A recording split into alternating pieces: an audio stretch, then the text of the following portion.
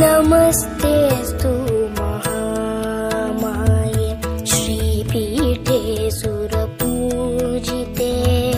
शङ्खचक्रगदाहस्ते महालक्ष्मी नमोऽस्तुते। नमस्ते गरुडारूढे कोलासुरभयङ्करी सर्वपापहरे देवी महालक्ष्मी नमोऽस्तुते। सर्वज्ञे सर्ववरदे सर्वदुष्टभयङ्करी सर्वदुःखहरे देवी महालक्ष्मी नमोऽस्तुते। सिद्धिबुद्धिप्रदे देवी मुक्तिमुक्तिप्रदायिनी मन्त्रमूर्ते सदा देवी महालक्ष्मी नमोऽस्तुते। आद्यन्तरहिते देवी आदिशक्ति महेश्वरी योगजे योगसम्भूते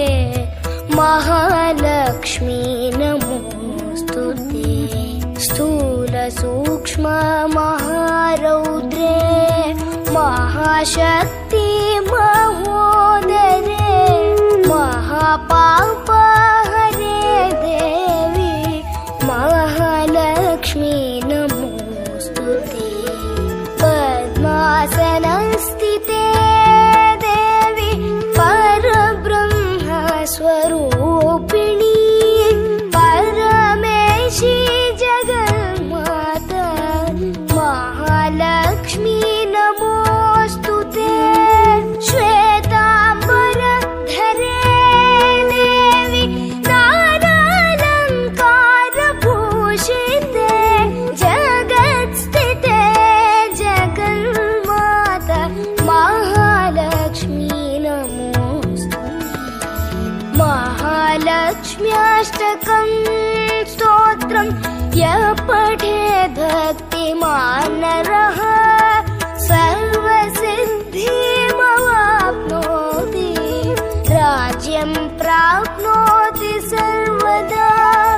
एककाले पठे नित्यं महापापविनाशनं द्विकालं यः पठे नित्यं धनधान्यसमन्वितं त्रिकालं यः पठे नित्यं महाशत्रुविनाशनं महालक्ष्मीर्भवे नित्यं प्रसन्ना वरदा शुभा महालक्ष्मीर्भवे नित्यं प्रसन्ना वरदा शुभा महालक्ष्मीर्भवे नित्यं प्रसन्ना वरदा शुभा। नमो नमः मित्रों, आइए आज श्रीमद् शंकराचार्य द्वारा रचित श्री लक्ष्मी नृसिंह स्तोत्र का पाठ वाचन करते हैं। यह लक्ष्मी नृसिंह स्तोत्र आपके घर में व्यापार में धन धान्य की वृद्धि तो करता ही है, लेकिन साथ में आपको आत्मबल भी प्रदान करता है। इसलिए ये संयुक्त स्तोत्र है लक्ष्मी नृसिंह स्तोत्र। श्रीमत्पयो निधि निकेतन चक्रपाणे भोगीन्द्र भोगमणिरञ्जित पुण्यमूर्ते योगीश शाश्वत शरण्य भवाब्धिपोते लक्ष्मी नृसिंह मम देहि करावलम्बम्। ब्रह्मेन्द्र रुद्र मरुदर्क किरीट कोटि सङ्घटिताङ्घ्रिकमलामलकान्तिकान्तं लक्ष्मीलसत्कुचसरोरुहराजहंस लक्ष्मीन्द्रसिंह मम देहि करावलम्बम् संसार घोर गहने चरतो मुरारे मारोग्र भीकर मृग प्रवरार्दितस्य आर्तस्य मत्सर निदाघनिपीडितस्य लक्ष्मी नृसिंह मम देहि करावलम्बम् संसार कूपमति घोरमगाधमूलम् सम्प्राप्य दुःखशतसर्पसमाकुलस्य दीनस्य देवकृपणा पदमागतस्य लक्ष्मी नृसिंह मम देहि करावलम्बम् संसार सागर विशाल कराल काल नग्र ग्रह ग्रसन निग्रह विग्रहस्य व्यग्रस्य रागरसनोर्मिनिपीडितस्य लक्ष्मी नृसिंह मम देहि करावलम्बम् संसार वृक्षमगबीजमनन्तकर्म शाखाशतं कर्णपत्रमनङ्गपुष्पम् आरुह्य दुःखफलितं पततो दयालो लक्ष्मी नृसिंह मम देहि करावलम्बम् संसार सर्प घनवक्त्र पयोग्रतीव्र दंष्ट्राकराल विशदग्ध विनष्टमूर्ते नागारिवाहन सुधाब्धि निवास शौरे लक्ष्मी नृसिंह मम देहि करावलम्बम् संसार दावदहनातुर भीकरोरु ज्वालावली विरति दग्ध तनूरुहस्य त्वत्पाद पद्म सरसी शरणागतस्य लक्ष्मी नृसिंह मम देहि करावलम्बम् संसार जाल पतितस्य जगन्निवास सर्वेन्द्रियार्थवडिशार्थजसोपमस्य प्रोत्खण्डित प्रचुरतालुकमस्तकस्य लक्ष्मी नृसिंह मम देहि करावलम्बम् संसार भीकर करीन्द्र कराभिघात निष्पीष्ट मर्म वपुष सकलार्तिनाश प्राण प्रयाण भवभीति समाकुलस्य लक्ष्मी नृसिंह मम देहि करावलम्बम् अन्धस्य मे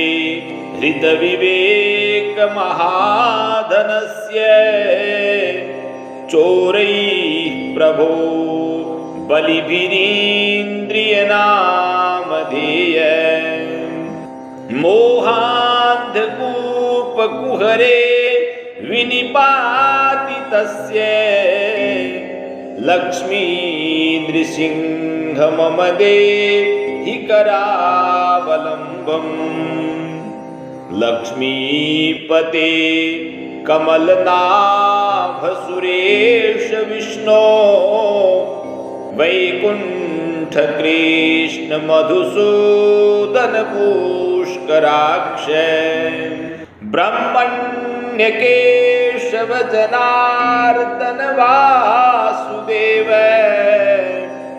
देवेश देहि कृपणस्य करावलम्बम् यन्माययोर्जितवपो प्रचुर प्रवाहे मग्नार्थमत्र निवहोरुकरावलम्बम् लक्ष्मी नृसिंह चरणाब्ज मधुव्रतेन स्तोत्रं कृतं सुखकरं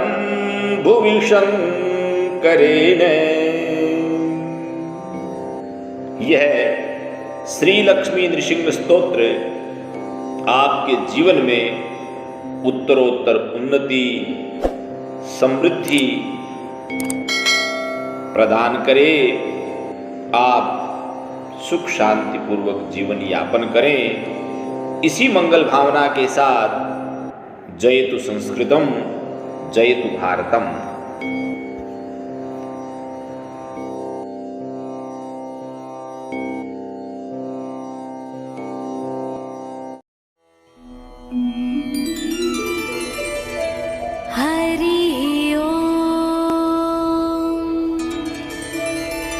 हिरण्यवर्णां हरिणीं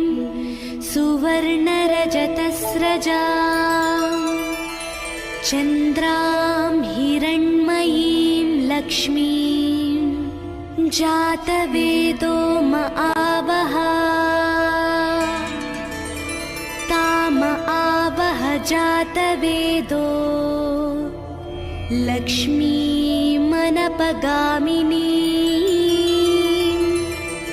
यस्यां हिरण्यं विन्देयं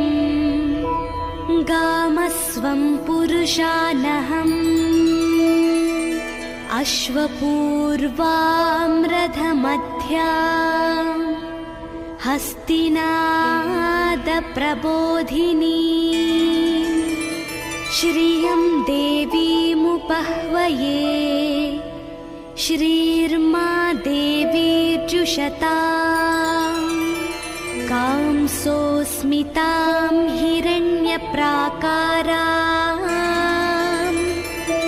आर्तां ज्वलन्तीं तृप्तां तर्पयन्तीं पद्मे स्थितां पद्मवर्णां तामिहोपह्वये श्रियम् चन्द्रां प्रभासां यशसा ज्वलन्तीं श्रियं लोके देवजुष्टामुदारां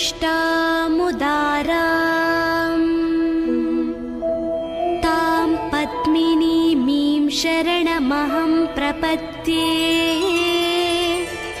लक्ष्मीर्मे नश्यतां त्वां वृणे आदित्यवर्णे तपसोऽधिजातो वनस्पतिस्तव वृक्षोऽधबिल्वः तस्य फलानि तपसानुदन्तु मायान्तरायाश्च बाह्या लक्ष्मीः उपैतु मां देवसखः कीर्तिश्च मणिना सह प्रार्दुर्भूतोऽस्मि राष्ट्रेऽस्मिन् कीर्तिमृद्धिं ददातु मे क्षुत्पिपासामलां ज्येष्ठामलक्ष्मीं नाशयाम्यहम् अभूत कीर्तिमसमृद्धिं च सर्वां निर्नुद मे गृहात् गन्धद्वारां दुराधर्षां नित्यपुष्टां करीषिणीम् ईश्वरीं सर्वभूतानां तामिहोपह्वये श्रियम् मनसः काममाकूतिं वाचः सत्यमशीमहि पशूनां रूपमन्यस्य मयि श्रीश्रयतां यशः कर्दमेन प्रजा भूता मयि सम्भव कर्दमा श्रियं वासय मे कुले मातरं पद्ममालिनीम् आपः सृजन्तु स्निग्धानि चिक्लीतवस मे गृहे निच देवीं मातरं श्रियं वासय मे कुले आर्द्रां पुष्करिणीं पुष्टिं सुवर्णां हेममालिनीं सूर्यां हिरण्मयीं लक्ष्मीं जातवेदो म आवह आर्द्रां यः करिणीं यष्टिं पिङ्गलां पद्ममालिनीं चन्द्रां हिरण्मयीं लक्ष्मीं जातवेदो म आवह ताम आवह जातवेदो लक्ष्मीमनपगामिनी यस्यां हिरण्यं प्रभूतं गावो दास्योश्वान् विन्देयं पुरुषानहम् ॐ महादेव्यै च विद्महे विष्णुपत्नी च धीमहि तन्नो लक्ष्मीः प्रचोदयात् ॐ शान्ति शान्ति शान्तिः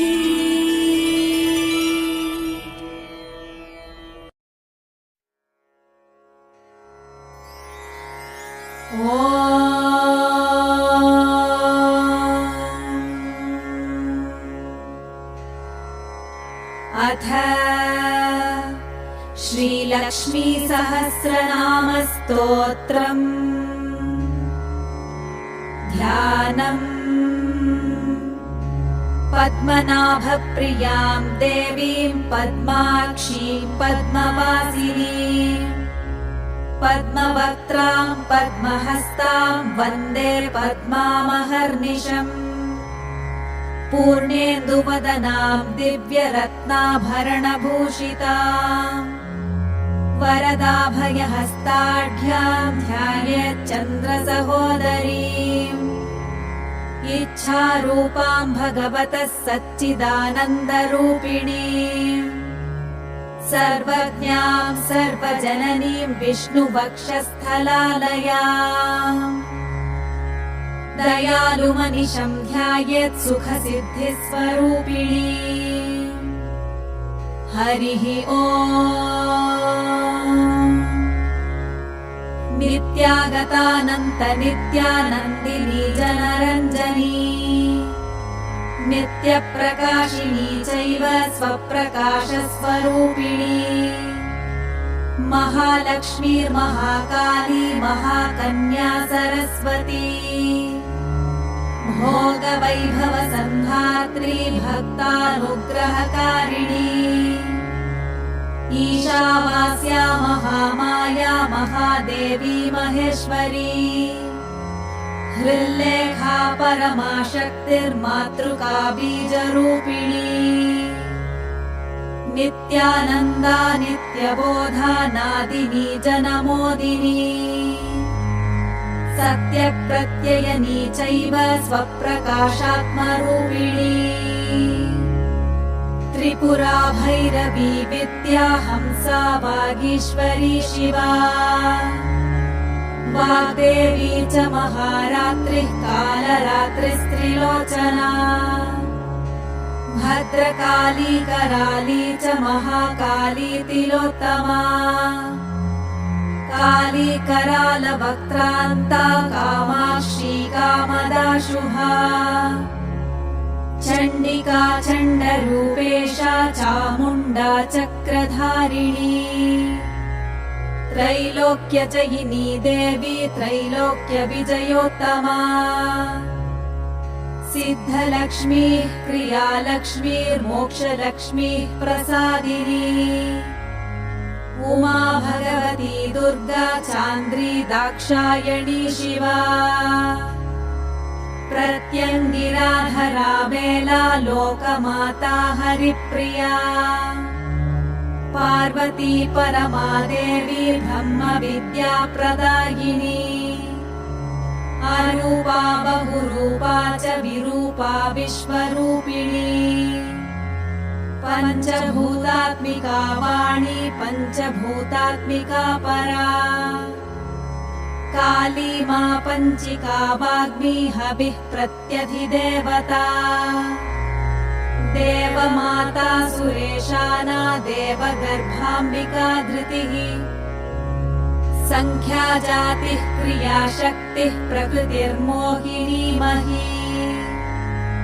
यज्ञविद्या महाविद्या गुह्यविद्या विभावरी ज्योतिष्मती महामाता सर्वमन्त्रफलप्रदा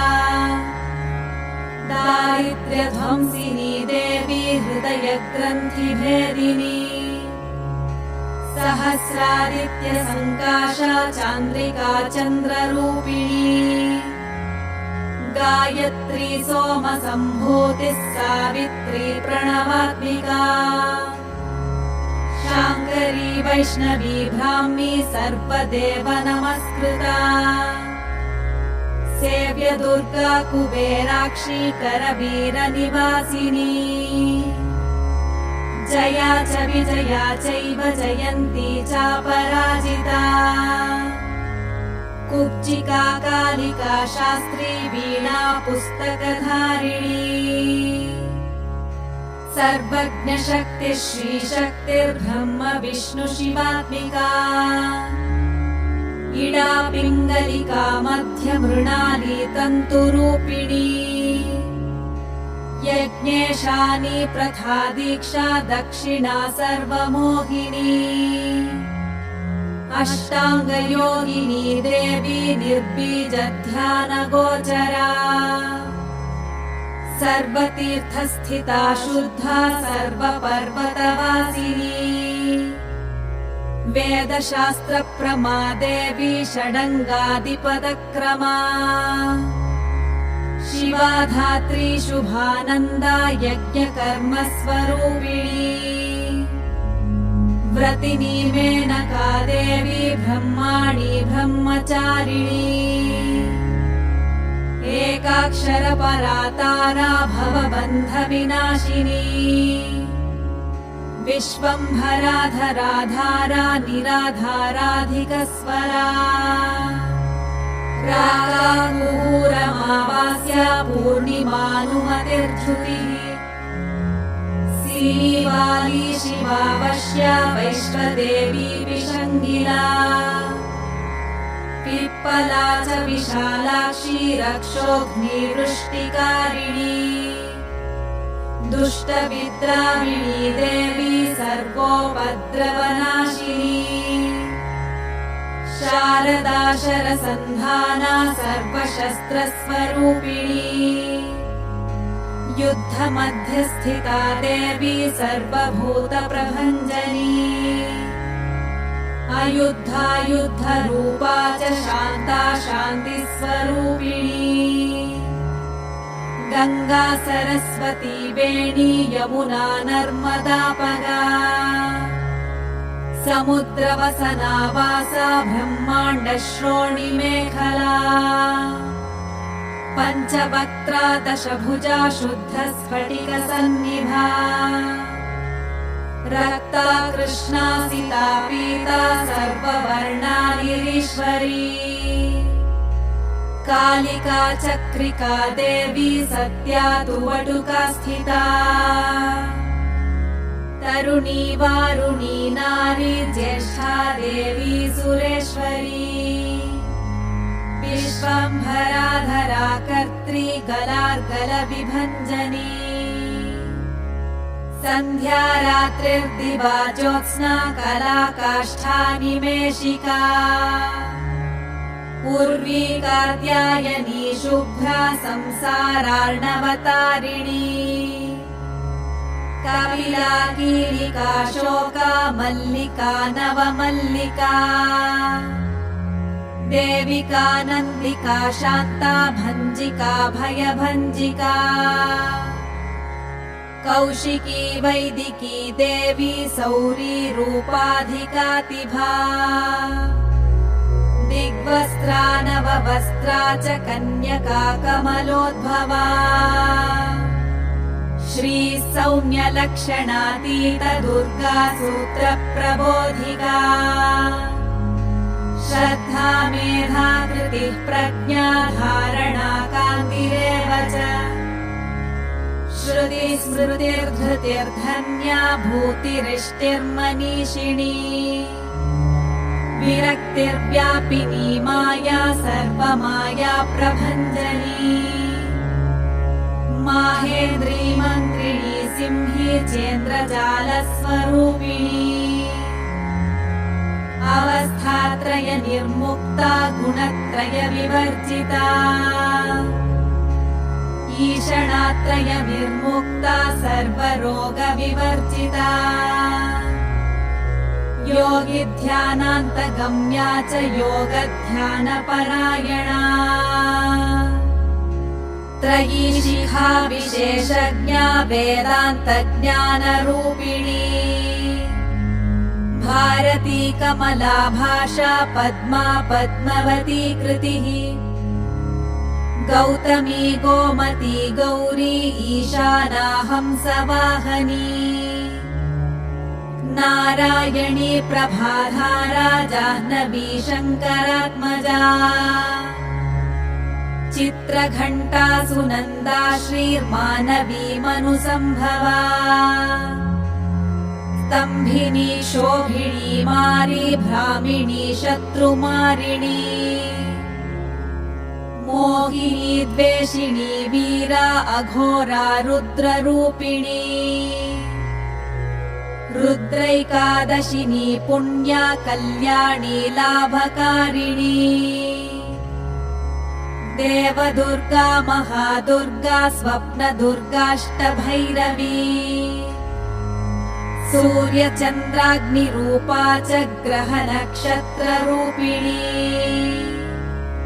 बिन्दुनादकलातीता बिन्दुनादकलात्मिका दशवायुजयाकारा कला षोडश संयुता काश्यपी कमला देवी नादचक्रनिवासिनी मृडाधारा स्थिरा गुह्या देविका चक्ररूपिणी अविद्या शार्वरी भुञ्जा जम्भासुरनिवर्हिणी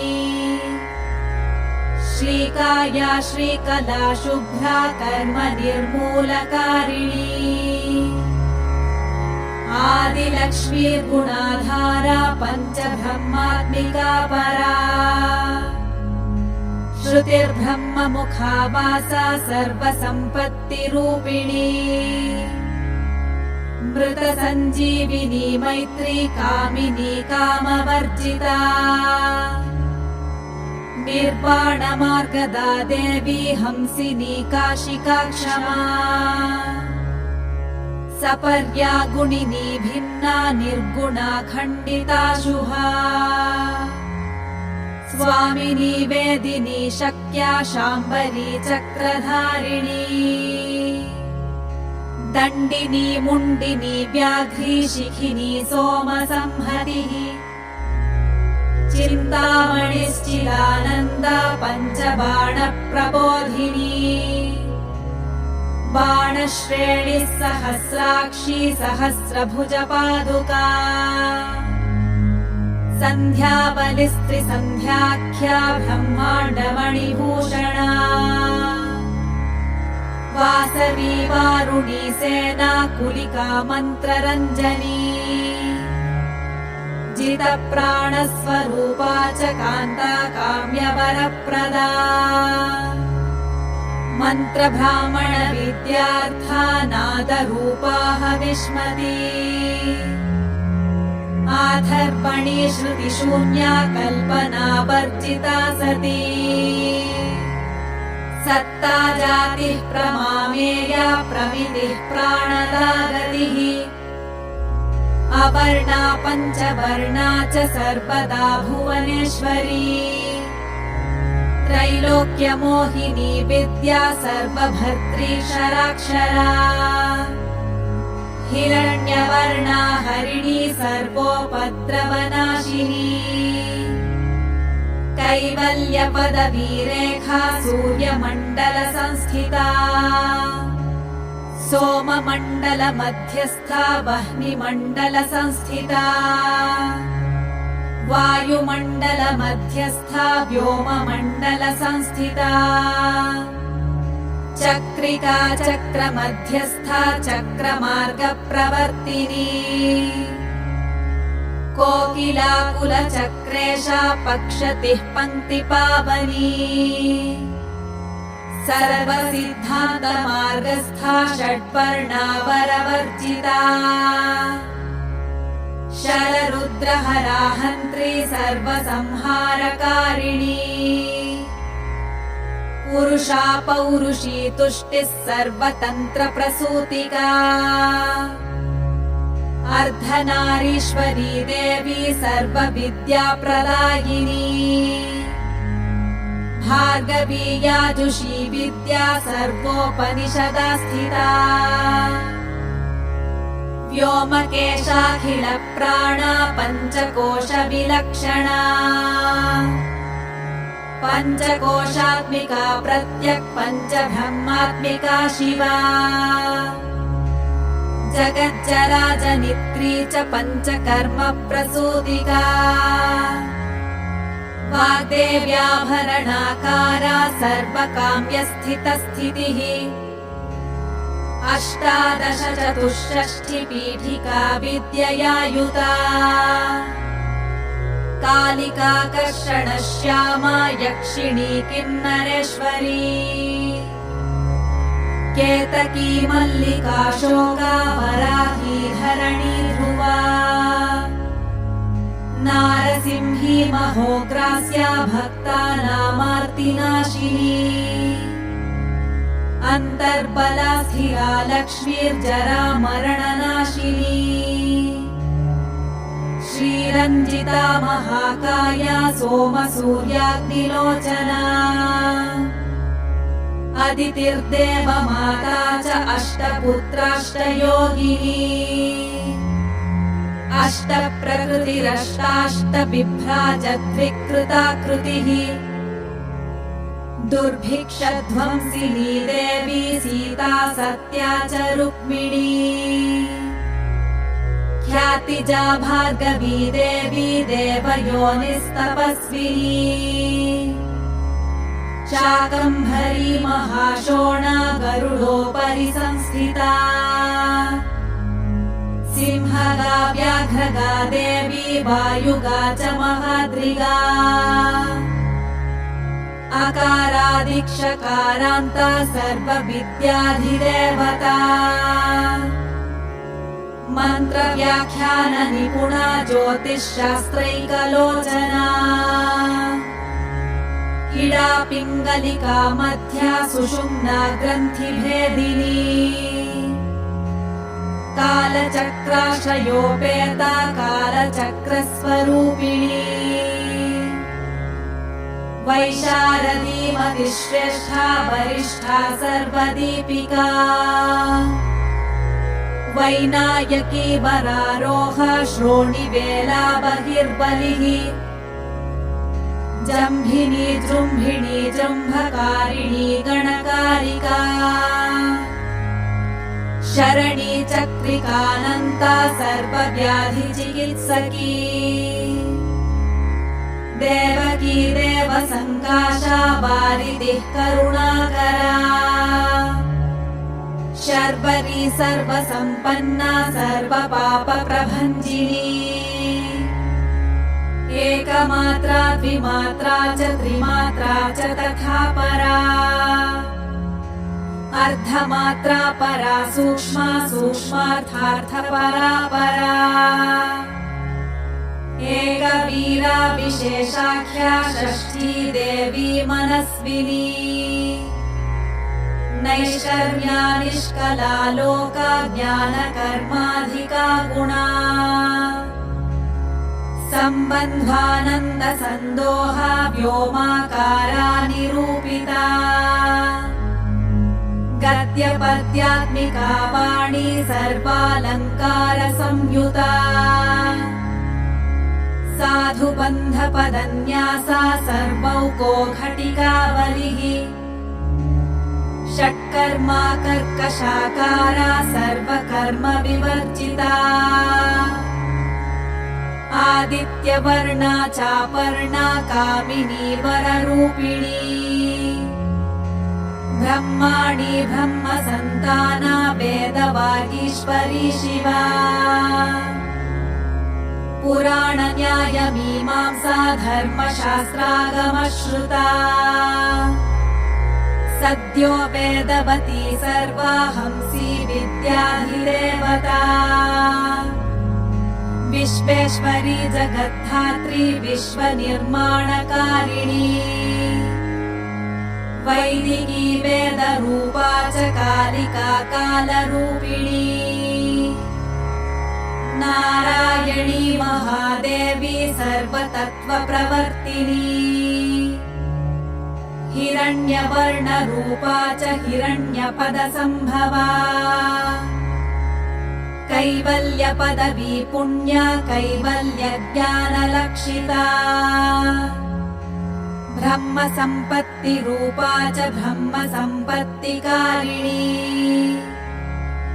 वारुणी वारुणाराध्या सर्वकर्मप्रवर्तिनी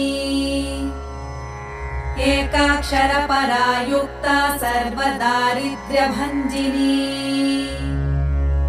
पाशाङ्कुशान्विता दिव्या वीणा व्याख्याक्षसूत्रभृत् एकमूर्तिस्त्रयी मूर्तिर्मधुकैटभञ्जिनी साङ्ख्या साङ्ख्यवती ज्वाला ज्वलन्ती कामरूपिणी जाग्रन्ती सर्वसम्पत्तिः सुषुप्ता श्रेष्ठदायिनी कपालिनी महादंश्रा भृकुटी कुटिलानना सर्वावासा सुवासा च बृहत्यष्टिश्च शक्वरी छन्दो गणप्रतिष्ठा च कल्माशी करुणात्मिका चक्षुष्मती महाघोषा खड्गचर्मधरा शनिः शिल्पवैचित्र्यविद्योता सर्वतो भद्रवासिनी अचिन्त्यलक्षणाकारा सूत्रभाष्यनिबन्धना सर्ववेदार्थसम्पत्तिः सर्वशास्त्रार्थमातृका अकारादिक्षकारान्त सर्ववर्णकृतस्थला सर्वलक्ष्मी सदानन्दा सारविद्या सदाशिवा सर्वज्ञा सर्वशक्तिश्च खेचरी रूपगोच्छ्रिता अणिमादिगुणोपेता पराकाष्ठा परागतिः हंसयुक्तविमानस्था हंसारूढा शशिप्रभा भवानी वासना शक्तिराकृतिस्थाखिलाखिला तन्त्रहेतुर्विचित्राङ्गी व्योमगङ्गा विनोदिनी वर्षा च वार्षिका चैव ऋग्यजुस्सामरूपिणी महानदी नदी पुण्या गण्य पुण्य गुणक्रिया समाधिगतलभ्यार्था श्रोतव्या सप्रिया घृणा नामाक्षरपरा देवी उपसर्गनखाञ्चिता निपातोरुद्वयी जङ्घा मातृका मन्त्ररूपिणी आसीना च शयना च तिष्ठन्ती धावनाधिका लक्ष्यलक्षणयोगाढ्या ताद्रूप्यगणनाकृतिः सैकरूपा नैकरूपा सेन्दुरूपा तदाकृतिः समासतद्धिताकारा विभक्तिवचनात्मिका स्वाहाकारा स्वधाकारा श्रीपत्यर्थाङ्गनन्दिनी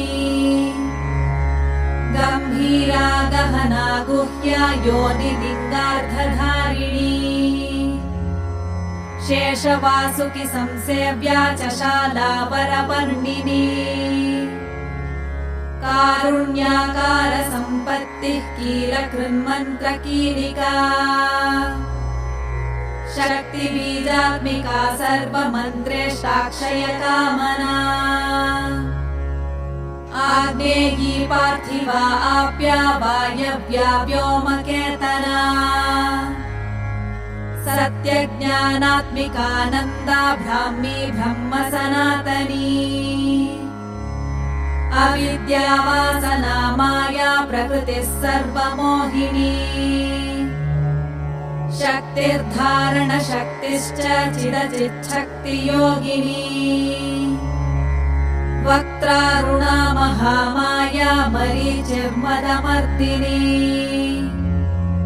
विराट् स्वाहा स्वधा शुद्धा निरूपास्ति सुभक्तिगा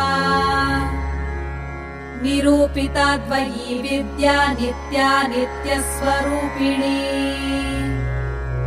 वैराजमार्गसञ्चारा सर्वसत्पथदर्शिनी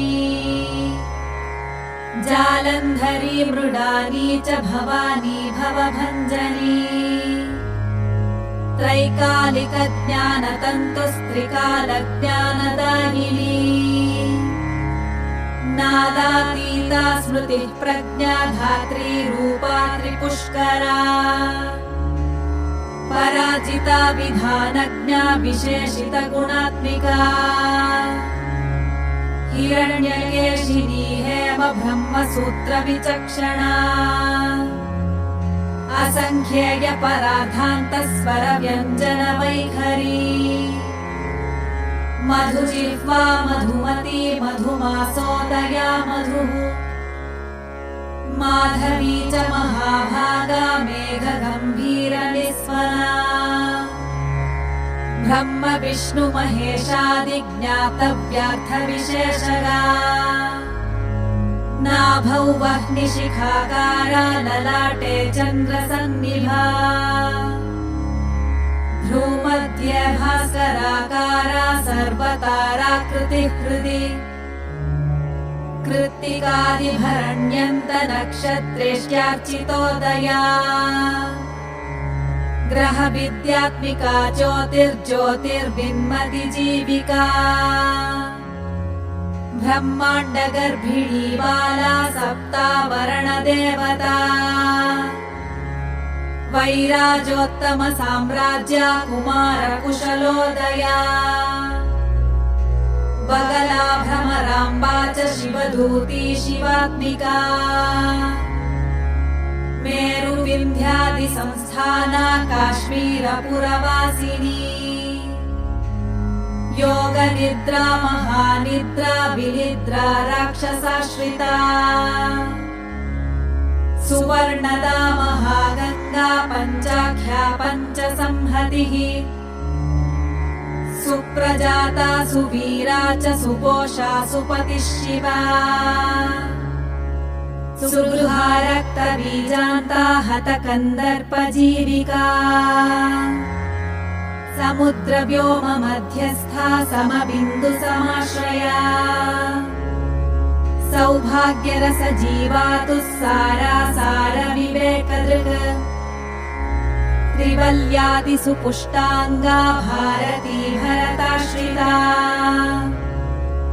नादब्रह्ममयी विद्या ज्ञानब्रह्ममयी परा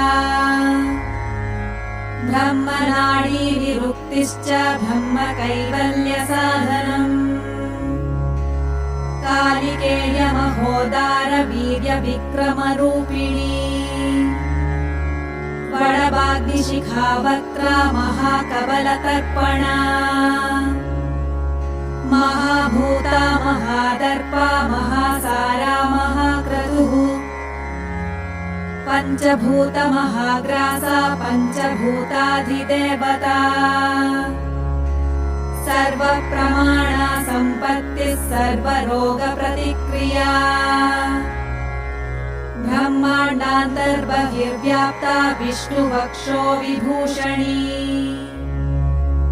शाङ्करी विधिवक्त्रस्था प्रवरावरहेतुकी हेममाला शिखामाला त्रिशिखा पञ्चलोचना सर्वागम सदाचार मर्यादायातु भञ्जनी पुण्यश्लोक प्रबन्धाढ्या सर्वान्तर्यामि रूपिणी सामगान समाराध्या श्रोत्रकर्णरसायनम् जीवलोकैकजीवातुर्भद्रोदार विलोकना तटित्कोटिलसत्कान्तिस्तरुणी हरिसुन्दरी मीननेत्रा च सेन्द्राक्षी विशालाक्षी सुमङ्गला सर्वमङ्गलसम्पन्ना साक्षात् मङ्गलदेवता देहहृद्दीपिका दीप्तिर्जिह्वपापप्रणाशिनी अर्धचन्द्रोल्लसन्दंश्वा यज्ञवाटी विलासिनी महादुर्गा महोत्साहा महादेव बलोदया डाकिनीड्या शाकिनीड्या साकिनीड्या समस्तजुट निरङ्कुशा नाकिवन्द्या षडाधाराधिदेवता भुवनज्ञानि निःश्रेणी भुवनाकारवल्लरी शाश्वती शाश्वताकारा लोकानुग्रहकारिणी सारसी मानसी हंसी हंसलोकप्रदायिनी चिन्मुद्रालङ्कृतकरा कोटिसूर्यसमप्रभा सुखप्राणिशिरोरेखा सददृष्टप्रदायिनी सर्वसाङ्कर्यदोषघ्निग्रहोपद्रवनाशिनी क्षुद्रजन्तुभयघ्नी च विषरोगादिभञ्जनी सदा शान्ता सदा शुद्धा गृहछिद्रनिवारिणी कलिदोषप्रशमनी कोलाहलपुरस्थिता गौरी लाक्षणकी मुख्या जघन्याकृतिवर्जिता माया विद्या मूलभूता वासवी विष्णुचेतना वादिनी वसुरूपा च वसुरत्नपरिच्छदा छान्दसी चन्द्रहृदया मन्त्रस्वच्छन्द भैरवी वनमाला वैजयन्ती पञ्चदिव्यायुधात्मिका पीताम्बरमयी चञ्चत्कौस्तुभा हरिकामिनी नित्या तथ्या रमा रामा रमणी मृत्युभञ्जनी ज्येष्ठा काष्ठा धनिष्ठान्ता शराङ्गी निर्गुणप्रिया मैत्रेया मित्रविन्दा च शेष्यशेषकलाशया वाराणसी वा सरताचार्या भक्तजनस्तुता जगदुत्पत्ति संस्थान संहारत्रयकारणम् त्वमम्ब विष्णु सर्वस्वं नमस्तेऽस्तु महेश्वरि नमस्ते सर्वलोकानां जनन्यै पुण्यमूर्तये सिद्धलक्ष्मीर्महाकाली महालक्ष्मी नमोऽस्तुते सद्यो जातादि पञ्चाग्निरूपा पञ्चकपञ्चकम् यन्त्रलक्ष्मीर्भवत्यादिराद्याद्येते नमो नमः सृष्ट्यादिकारणाकार वितते दोषवर्जिते जगल्लक्ष्मीर्जगन्मातर्विष्णुपत्नि नमोऽस्तुते नवकोटिमहाशक्ति समुपास्य पदाम्बुजे कनत्सौवर्णरत्नाढ्ये सर्वाभरणभूषिते अनन्तानित्यमहिषी प्रपञ्चेश्वर नायकी अत्युच्छ्रितपदान्तस्थे परमव्योमनायकी नागपृष्ठगताराध्ये विष्णुलोकविलासिनी वैकुण्ठराजमहिषी श्रीरङ्गनगराश्रिते रङ्गनायकि भूपुत्री कृष्णे वरदवल्लभे कोटिब्रह्मादि संसेव्ये कोटिरुद्रादिकीर्तिते मातुलुङ्गमयं खेटं सौवर्णचषकं तथा पद्मद्वयं पूर्णकुम्भं कीरं च वरदाभये पाशमङ्कुशकं शङ्खं चक्रं शूलं कृपाणिका धनुर्बाणौ चाक्षमालां चिन्मुद्रामपि बिभ्रति अष्टादशभुजे लक्ष्मीर्महाष्टादशपीठगे भूमिनीलादिसंसेव्ये स्वामि चित्तानुवर्तिनि पद्मे पद्मालये पद्मी पूर्णकुम्भाभिषेचिते इन्दिरेन्दिराभाक्षी क्षीरसागरकन्यके भार्गवित्वं स्वतन्त्रेच्छा वशीकृतजगत्पतिः मङ्गलं मङ्गलानां त्वं देवतानां च देवता त्वमुत्तमोत्तमानां च त्वं श्रेयः परमामृतम् धनधान्याभिवृद्धिश्च सार्वभौमसुखोच्छया आन्दोलिकादिसौभाग्यं मत्ते भाति महोदयः पुत्रपौत्राभिवृद्धिश्च विद्याभोगबलाधिकम् आयुरारोग्यसम्पत्तिरष्टैश्वर्यं त्वमेव हि परमेश विभूतिश्च सूक्ष्मा सूक्ष्मतरा गतिः सदयापाङ्गसन्दत्त ब्रह्मेन्द्रादिपदस्थितिः अव्याहतमहाभाग्यं त्वमेवाक्षोभ्यविक्रमः समन्वयश्च वेदानामविरोधस्त्वमेव हि निःश्रेयसपदप्राप्तिसाधनं फलमेव च श्रीमन्त्रराजराज्ञी च श्रीविद्याक्षेमकारिणी श्रीबीजजपसन्तुष्टा ऐं ह्रीं श्रीं बीजपालिका प्रपत्तिमार्गसुलभा विष्णुप्रथमकिङ्करी क्लीङ्कारार्थसवित्री च सौमङ्गल्याधिदेवता श्रीषोडशाक्षरी विद्या श्रीयन्त्रपुरवासिनी सर्वमङ्गलमाङ्गल्ये शिवे सर्वार्थसाधिके शरण्ये त्र्यम्बके देवी नारायणि नमोऽस्तुते सर्वमङ्गलमाङ्गल्ये शिवे सर्वार्थसाधिके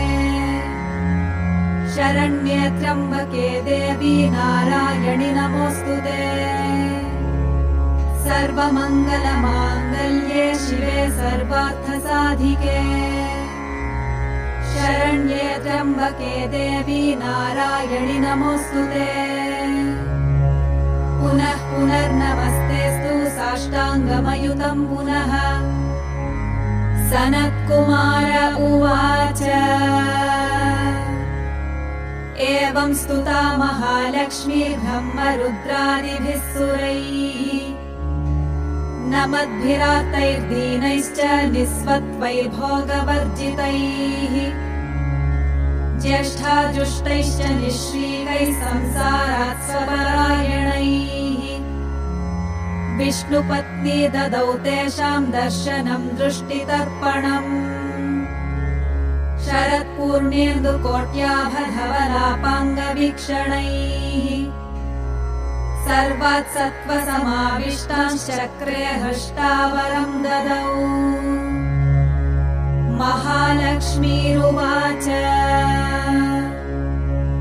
नाम्नां साष्टसहस्रं मे प्रमादाद्वापि यः सकृत् कीर्तये तत्कुले सत्यं वसाम्या चन्द्रतारकम्।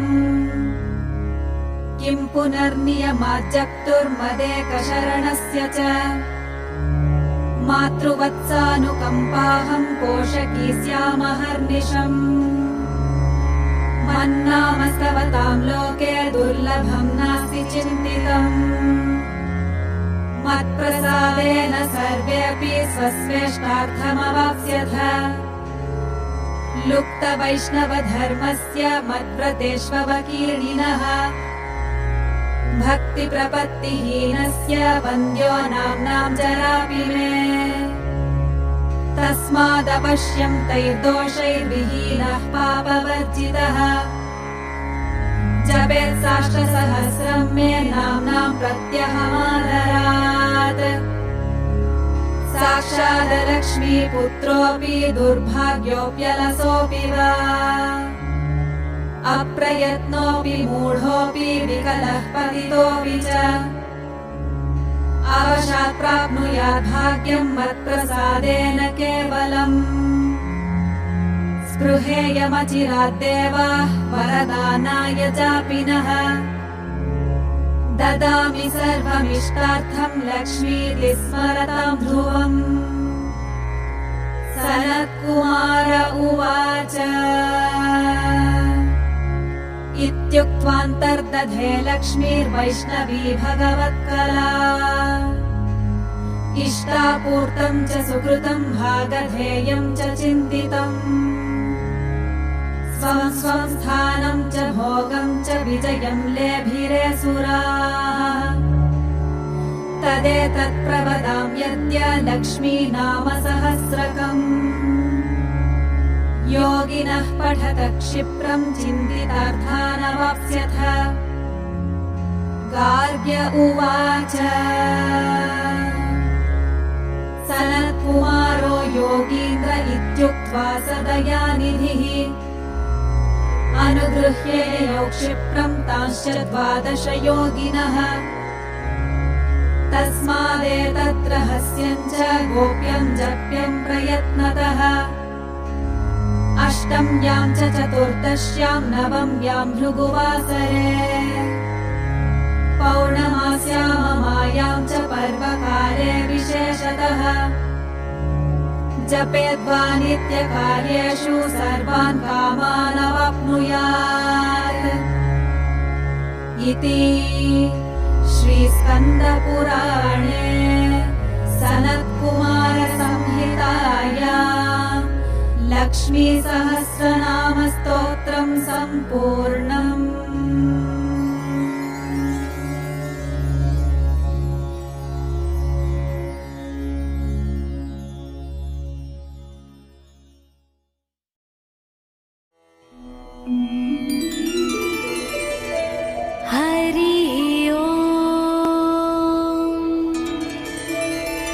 हिरण्यवर्णां हरिणीं सुवर्णरजतस्रजां चन्द्रां हिरण्मयीं लक्ष्मीं जातवेदो म आवह ताम आवह जातवेदो लक्ष्मीमनपगामिनी यस्यां हिरण्यं विन्देयं गामस्वं पुरुषानहम् अश्वपूर्वां रथमध्यां हस्तिनादप्रबोधिनी श्रियं देवीमुपह्वये श्रीर्मा देवीर्जुषता कांसोऽस्मितां हिरण्यप्राकाराम् आर्तां ज्वलन्तीं तृप्तां तर्पयन्तीं पद्मे स्थितां पद्मवर्णां तामिहोपह्वये श्रियम् चन्द्रां प्रभासां यशसा ज्वलन्तीं श्रियं लोके देवजुष्टामुदाराम्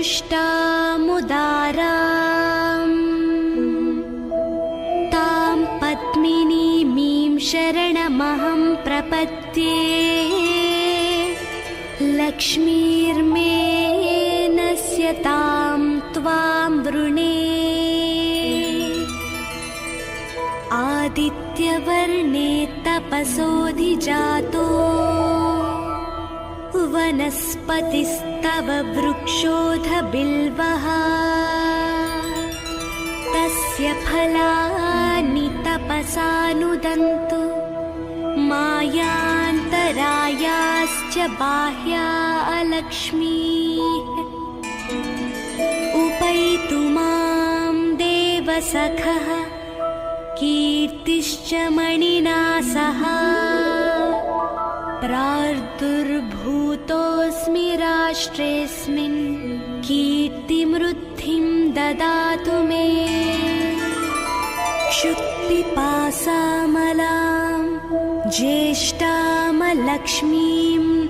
नाशयाम्यहम् अभूतिमसमृद्धिं च सर्वां निर्नुद मे गृहात्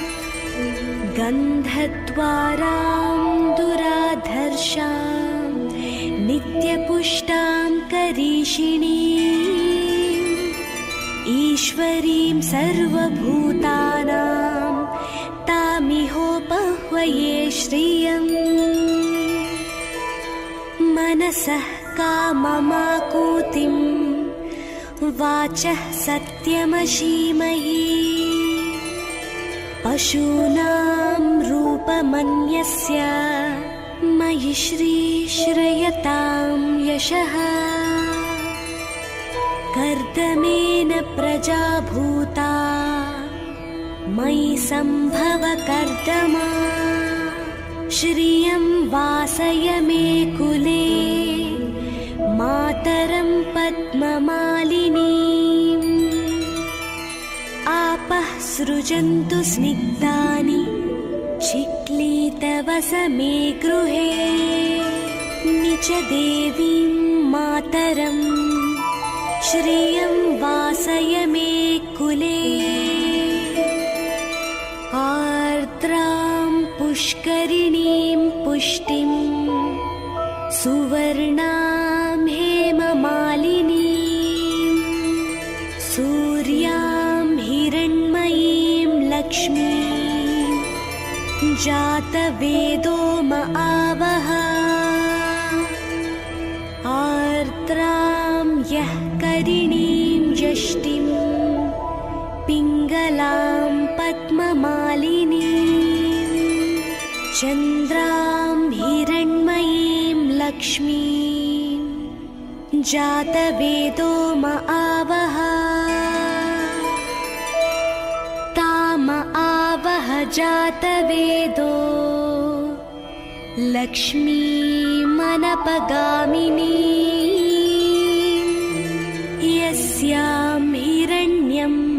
प्रभूतं गावो दास्यो योष्वान् विन्देयं पुरुषानहम् ॐ महादेव्यै च विद्महे विष्णुपत्नी च धीमहि